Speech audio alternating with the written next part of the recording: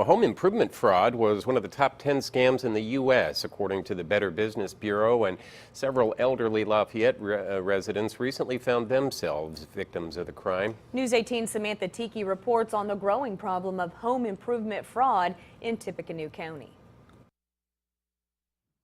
91-year-old James Sattler says when he hired someone to do some home improvement jobs at his Lafayette home, he had no idea that the person he thought he could trust to do the work would end up taking more than $13,000 for work he says wasn't done properly or wasn't done at all. He should have to pay back because I never saw him doing any physical work. Sattler says he hired 37-year-old Eric Farrell to do some home improvement jobs back in 2010.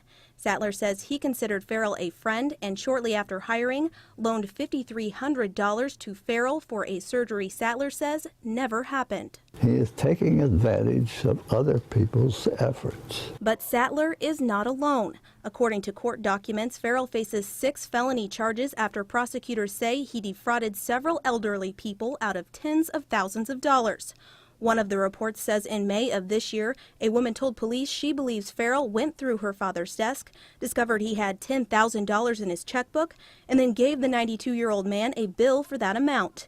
Tippecanoe County Prosecutor Pat Harrington says reports like these are becoming common. Our elderly are perfect targets for this type of financial exploitation. Harrington says fraud involving the elderly is a growing problem. He says the most common crimes are identity theft, including check fraud and home improvement fraud.